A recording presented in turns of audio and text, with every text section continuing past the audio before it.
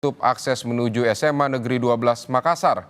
Aksi ini sebagai bentuk protes lantaran anak mereka tidak lolos SPMB di SMA tersebut. Warga di sini tidak masuk SMA, tidak bisa lolos. Jadi kita juga tidak bisa kasih jalan. Ini demonya.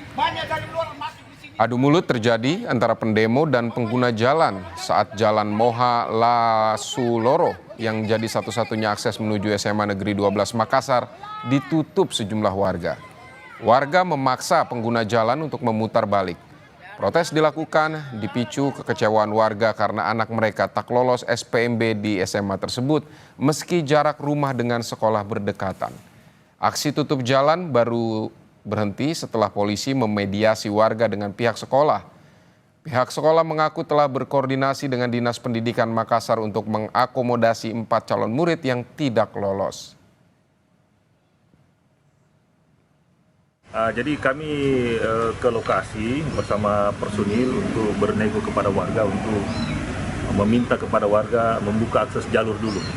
Karena aktivitas warga pagi-pagi itu sudah ramai, sehingga warga kita arahkan setelah dibuka jalur langsung diarahkan ke sekolah.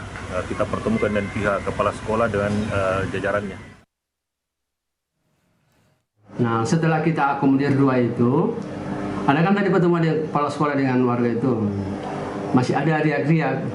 Kita komunikasi dengan kepala sekolah, kami komunikasi kepala sekolah, kemudian dengan dinas juga. Kita akhirnya akomodir yang dua lagi itu, jadi 4 orang itu kita akomodir semua. Karena memang rumahnya itu di poros masuk ini, Pak.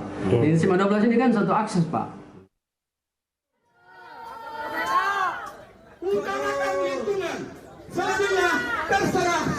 Warga kami. Sementara di Tangerang Selatan, Banten, sejumlah warga yang dinominasi orang tua calon murid berdemo di depan SMA Negeri 3 Tangerang Selatan. Mereka protes anaknya tak diterima masuk sekolah meski jarak sekolah dengan rumah hanya 7 hingga 50 meter. Warga meminta Dinas Pendidikan dan Kebudayaan Provinsi Banten mengutamakan calon murid dengan jarak tempat tinggal terdekat, khususnya dalam tahapan SPMB jalur domisili. Pihak sekolah pun berjanji akan membawa aspirasi warga ke pemerintah Provinsi Banten untuk ditindaklanjuti. Dan bantu kami untuk tanpa terkecuali. Warga masih bingung kalau menurut warga dari kami Wong Pitu itu peraturannya ini tumpang tindih. Tumpang tindih yaitu antara domisili sama nilai. Jadi tuntutan kami warga Wong Pitu mengharapkan anak-anak kami tetap bisa sekolah di sini, Pak. Bukan 100 meter lagi, 7 meter belakang sekolahan, khususnya RW 12, Pak, gitu.